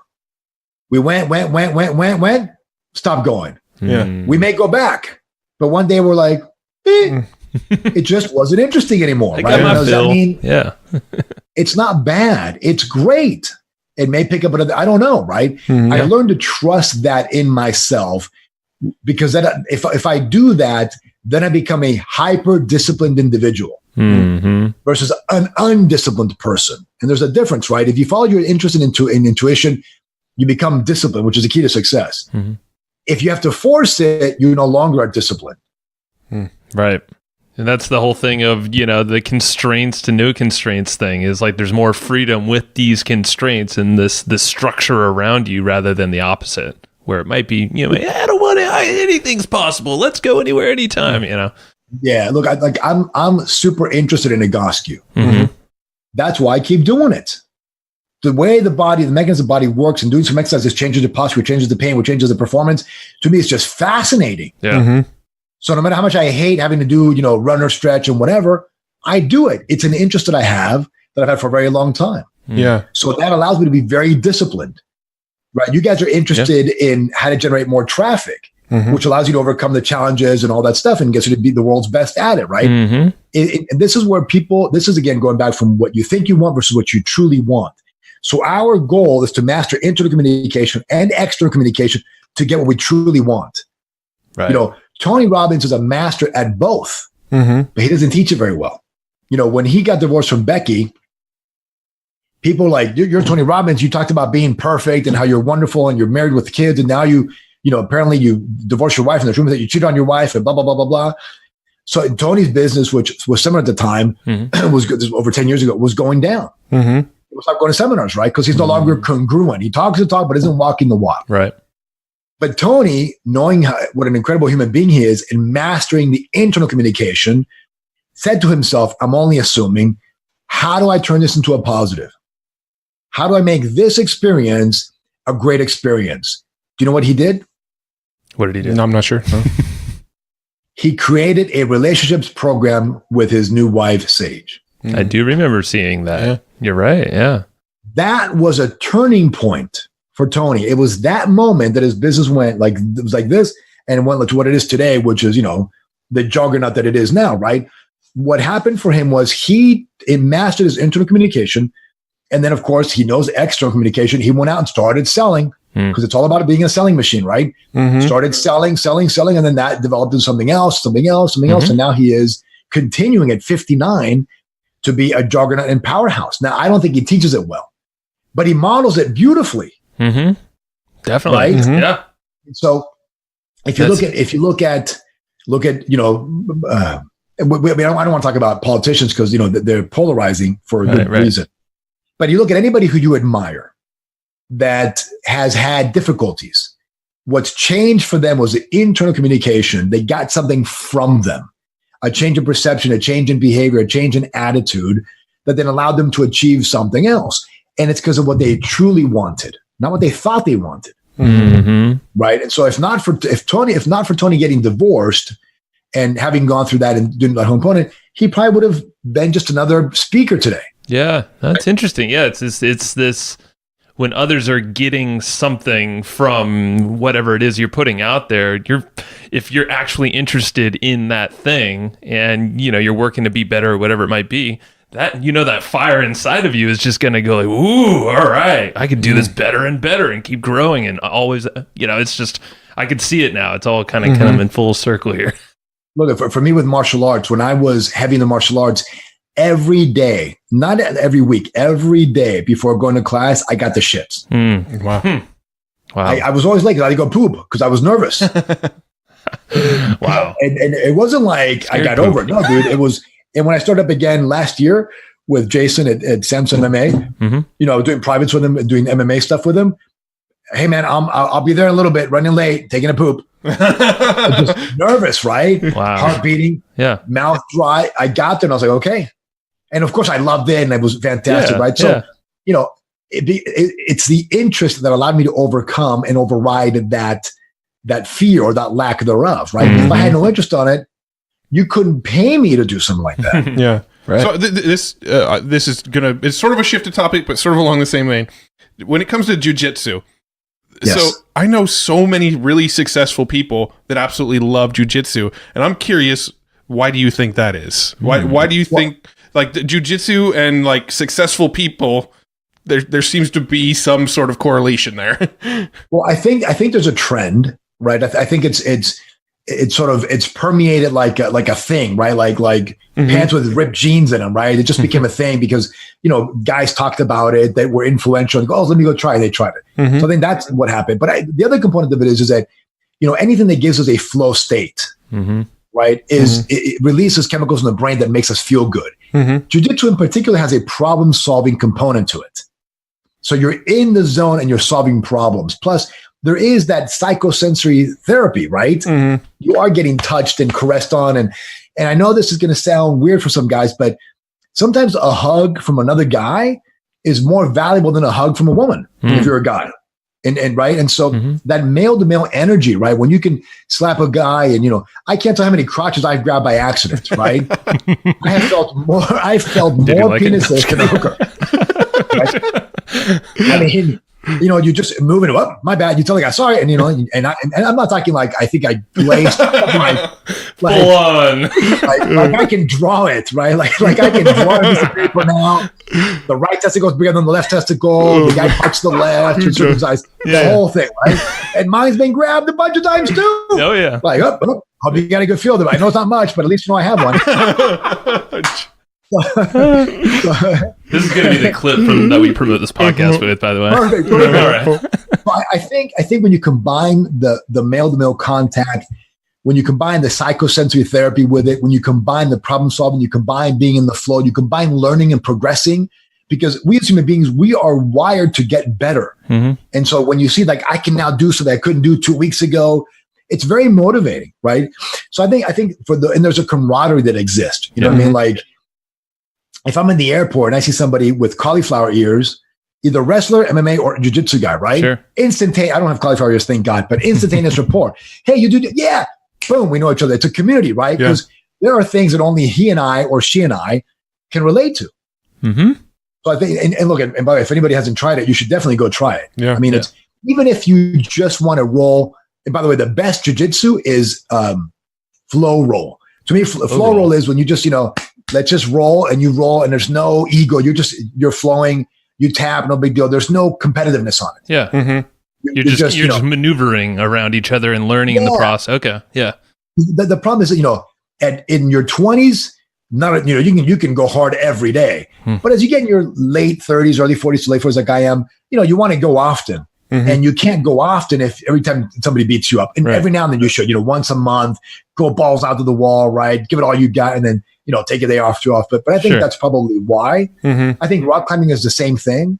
I was going to say, you've been working out, weightlifting. I do CrossFit type stuff. I don't do it in a group environment anymore, but similar thing. There's body movement. If I don't move right, I'm going to freaking pop my back or something else, So it's. Well, I think that's a little bit different than you lack some of the components, but you have some of others. Well, there's no crotch grabbing typically, and what I do. This is a challenge when you spar with women, right? Which. I sparred with women at the time, and I'm always very conscious that they've got 3 places. Or no, right? With the guy, you ever got that? It's my bad, buddy. But here's the thing: is women will tell you, I don't care. Right. They're like, you know what, dude? And so like sometimes you go, my bad. Yeah, I mean, they know it's not. Right? They know it's not a sexual thing. They know it's not. Yeah, there is zero sexuality in wrestling. And sometimes you grab it, and honestly, you don't think about it twice, and neither do they. So there's that camaraderie still exists, right? Sure. In that felt. Are you guys doing jiu-jitsu? No, it's something I've considered. So for me, when it comes to like exercise practices, I haven't really totally found something that I just really enjoy. That's not to say I ever will find something I really enjoy with exercise, but I'm trying to find something and experiment with different things. Like I can't just go to the gym and lift weights. I don't really like it. I'm not a big fan of like the CrossFit style thing. I've tried going for runs, and right now I take my dogs for really, really, really long walks, and that's my exercise because I listen to podcasts, and that's sort of my sort of zone out free time. But I've been kind of trying to find some things. I've done surfing for a little bit, never totally got into surfing. And so I don't know, like jiu-jitsu might be my next sort of rabbit hole I test. You know what? I think you're doing it the right way. My wife and I, say my wife and I, because, now we try to exercise together just to spend more, and we spend all day together every day because we're working from home. But, it's just, I don't want to be like, I'll see you later. I'm going to go do X, Y, and Z, right? If you can, it's even better. Yeah. That's what we do, right, man? We just go, hey, let's go try this. And if we like it, we keep doing it. If not, and here's the thing is, I don't care if I do, rock climbing for 3 months, tennis for 3 months, biking for 3 months, and swimming for 3 months, right? At least I did a year of exercise. Yeah.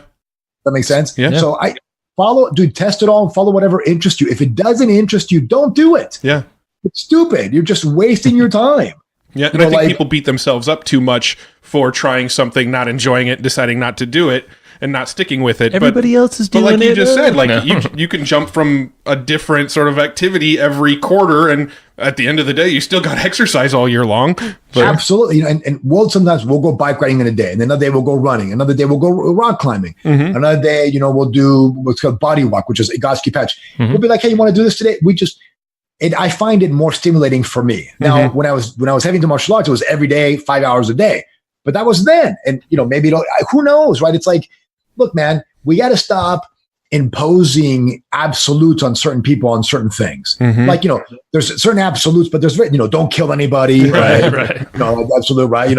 Don't do this. I mean, but forget about that, right? I mean, in terms of how you live your life, focus on principles. And then let that guide you rather than, I'm going to own the jets. I'm going to own the jets. I'm going to have the jets. The jets are mine. Whatever, dude. If that makes you happy, rock and roll. It's more like direction. Here's a better affirmation for me. I want to be the kind of guy that could buy the jets. I see what you did there. Yeah. Both you guys went, oh, that's a good one, right? Yeah. Now, I don't, by the way, let's be clear. But I think because it takes the object away and puts it in me as developing the human being. And that's lacking maturity from somebody not understanding how the internal communication, whatever have you. And a lot of these guys, and I'm not saying this about Gary particularly, a lot of these guys, because I don't know him, but a lot of these guys will think they're saying what has made them successful, but in reality, they have no idea. Like, here's what I did. And no, it's not what you did. Here's how you become successful. No, it's not. Now, they have success. They've achieved success. They somehow have managed to master their internal communication, but they haven't been able to get it into the external world. That's what made Jim Rohn so incredibly good, was that he could take the internal and put it in the external so that you could get it too. That's why they called him a wordsmith.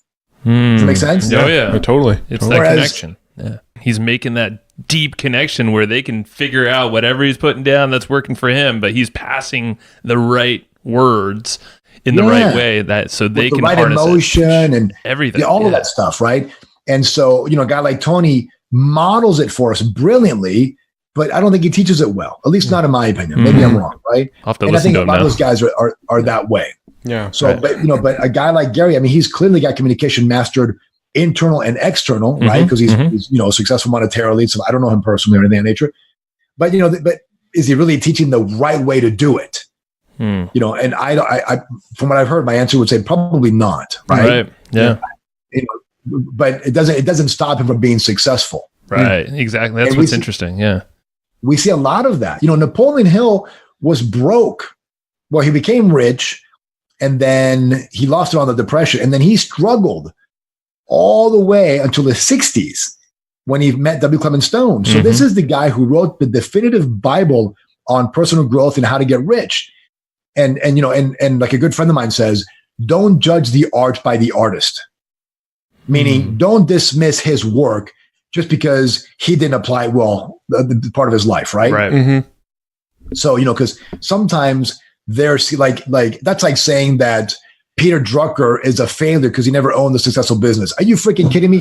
He revolutionized management. He is one of the thought leaders of our time. He never owned the business, but man, the guy knew how to say, right? It makes sense? Sure. Yeah. Oh, yeah. So like Ayn Rand's work in Atlas Shrugged was incredible, but she was a disaster as a human being. Right. Yeah. So I'm not going to say, well, her work is crap because she was crap. No. I'm a big boy.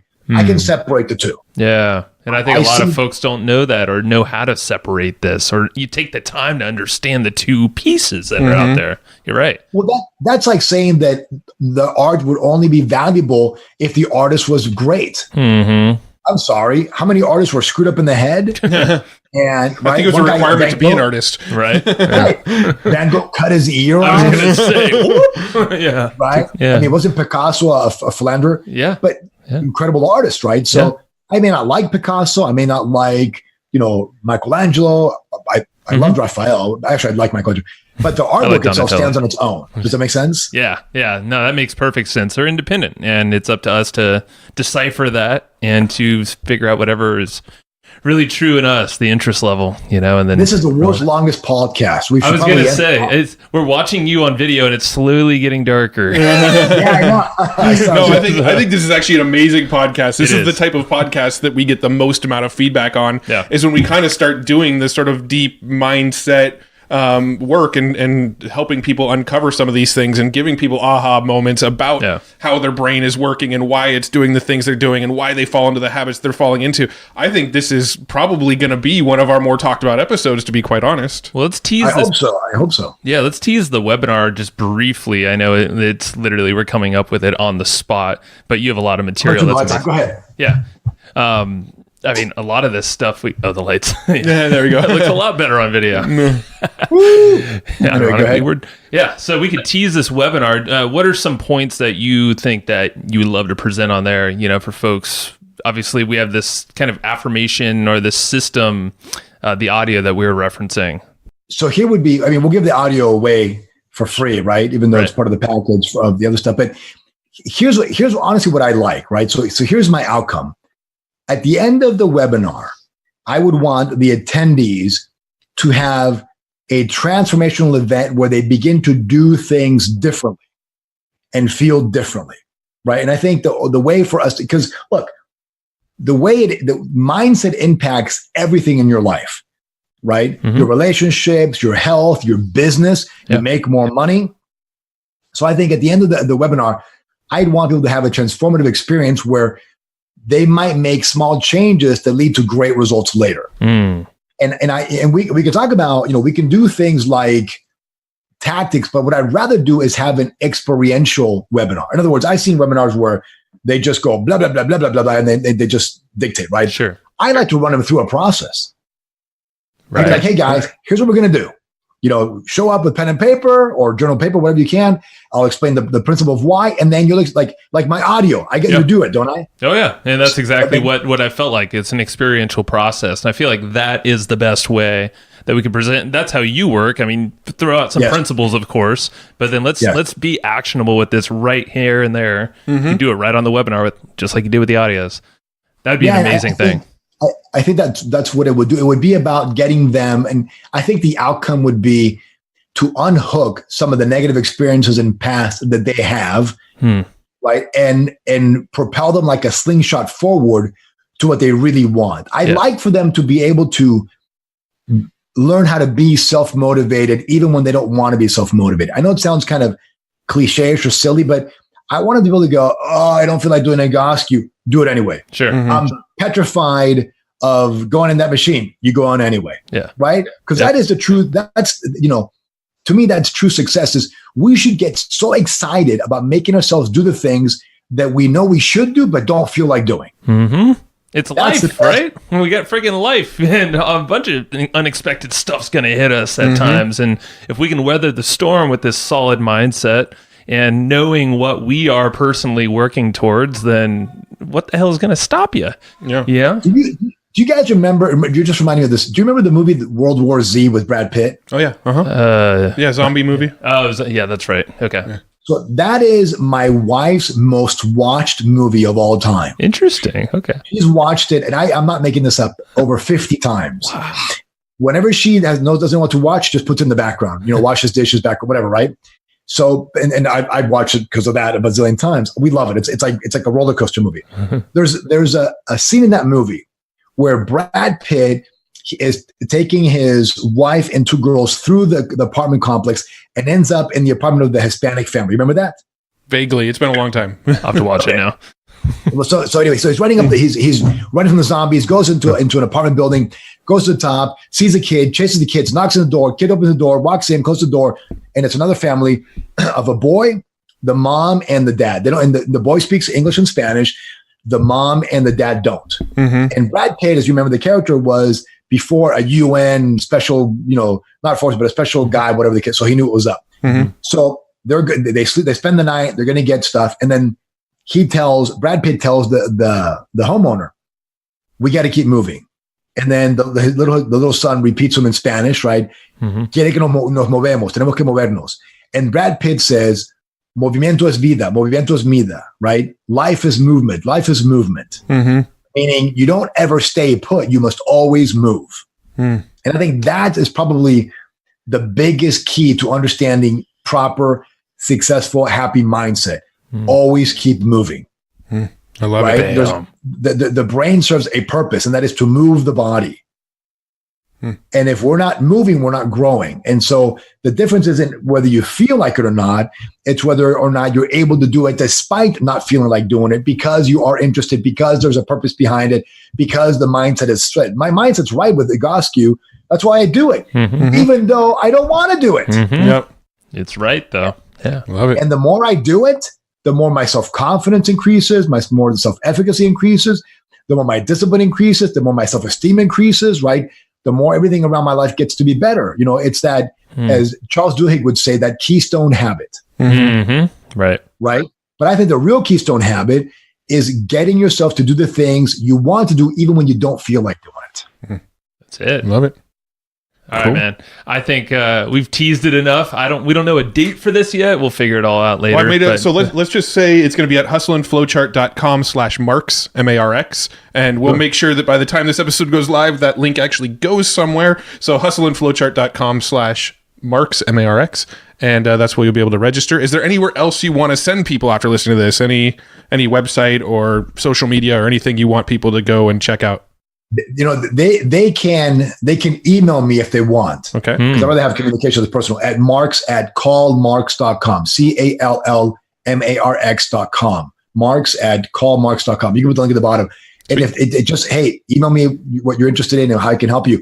The other thing is, if we can somehow put a way for them to send comments about the webinar. Hey, I'd like to cover this. Hey, here's my problem. Hey, the more feedback we get, the more I can tailor make it for that specific group of individuals or person, right? Yeah, we could do that maybe after, you reserve your space, have a little comment box, have a little...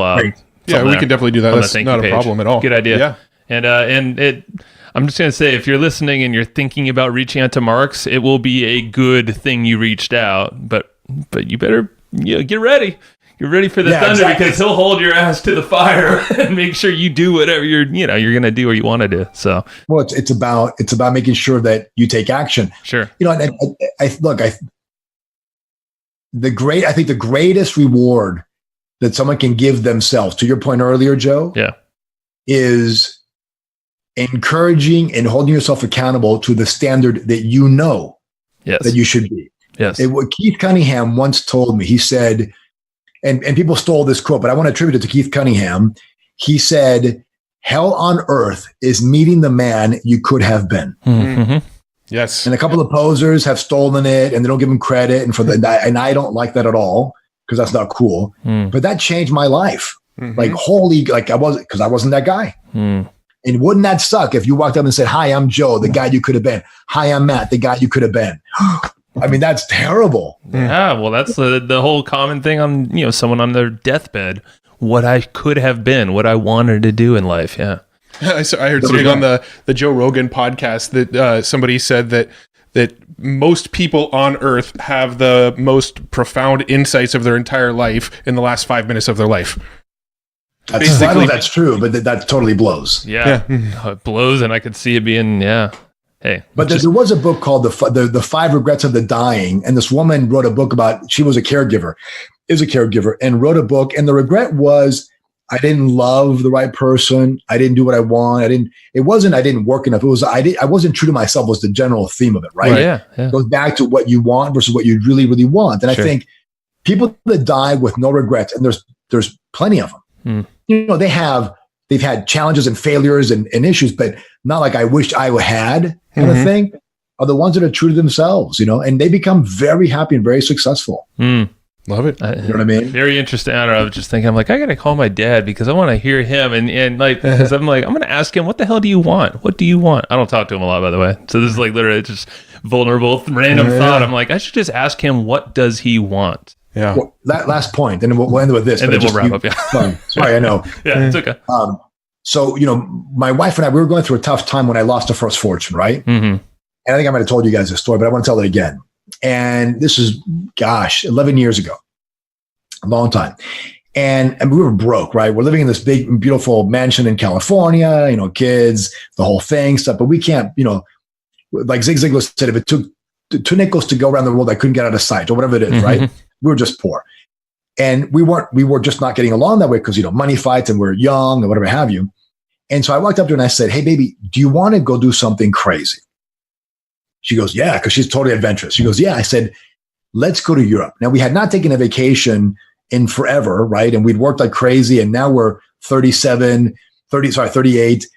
And I had my assistant book us first-class flights with American Express points because we had no money the following week. And then I literally a week later, we're landing in Italy. The boys are being helped by my mom at the time and my daughter. And we had an amazing 8-day trip, spent money we didn't have. And then went to a restaurant in Venice. And it was a little corner restaurant because the guy said, we told the guy at the hotel in Venice, "Hey, we want to mangia molto bene." No, donde mangia molto bene. And the guy's like, "Oh, I was like, no, I want the authentic where you would go." He goes, "Okay, go to this little place, a tiny place, 4 tables, right?" The chef was the owner, a woman who opened the restaurant across the street from her husband because she didn't like working with him. So it's like really funny, right? Yeah. So we get there and I said, I'll order whatever. She gave me like squid, spaghetti. It was amazing stuff. And we're eating, right? And I never asked my wife this question. This was a life-changing moment. And we ordered a bottle of wine. We didn't drink, so you can imagine what happened. We got totally drunk. And I said to her, I said, "Baby, what are your dreams?" I'd been with her since we're age 18, 20 years together, now 30, 20 years together. Never asked her. It was always what I wanted. And she went on for 2 hours. My wife doesn't talk much because, obviously, 2 hours nonstop, just and just everything she wanted to do. And I had no idea. And those were things I didn't ever think of doing. Wow. And basically it was to travel a lot and do all these things. So I have dedicated the last 10 years of our lives to achieve all that she wanted to achieve. And we are, right? Yeah. But boy, what a great question for her to sort of get out what she really wanted, like for your dad, right? What she really wanted. And because I love her, almost as much as I love my kids, right? It was about, hey, it makes me happy to make her happy. Mm-hmm. So, and that changed our relationship, went from a 7-6 to a 12. I love it. Right. And I mean, so that's why earlier on you talked about, for yourself, I totally get it. But really it's, do you get happiness in achieving goals for other people? I do. Yeah. Mm-hmm. Oh yeah. 100%. I join you in that. Oh, yeah. So that's why I thought of my dad. I'm like, man, if I know this about myself and what's possible, how about others, the other people I love that I know and need a little bit of that push or that little, whatever that spark is. So what a great question to ask him. Yeah. It'll happen. So, well, I hate to feel like we're rushing at the wrap up, but we actually do have another call in about 8 minutes here. It's our last podcast. I have a feeling this isn't the last time you'll be on our podcast. So, dude, I'm sure I get smarter every damn time we talk. So, like, why would we stop? This is the 4th time we've been on the podcast. Yeah. Well, expect a lot Me, more. Alan, Ruden, and again, right? Yep. That's right. Yeah. And pretty cool. I have a feeling it won't be the last. I'm sure our listeners will be hearing from you again. And right. hustleandflowchart.com/Marx is the link we want people to go to. And appreciate you, man. Yeah. This has been I really appreciate fun. you guys. Thank you so much. Hope it was useful. And for the listener, I hope and I pray that you do something with this, not just listen. Yeah. Love it. All right, my man. Take care. Have All a right, great guys. night. See ya. Thank you. All right. Thank you. And I hope you just enjoyed this episode you just listened to. Now, right now, before we sign off, I have a few things I would love for you to do. So the very first thing is to go find our guest on Facebook and tell them that you loved their episode with us. That's going to help them just feel good about themselves, but also it's going to spread the word a little bit more for us. So go find them on Facebook. Everybody's on Facebook, and go say that you love their episode and maybe one cool thing that you learned there.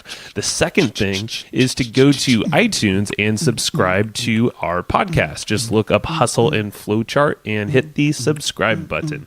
And the very last thing, the third thing, is to leave us a review on iTunes or wherever you're listening to this podcast and help us spread the word more. That's how more people are going to get this awesome knowledge, this cool podcast training, and a whole bunch of other cool free training that we give out at evergreenprofits.com. So that's about it. Go find them on Facebook, go subscribe on iTunes, and leave us a review. You would be amazing if you did that, but you're always amazing. So thanks for listening, and we'll catch you in the next episode.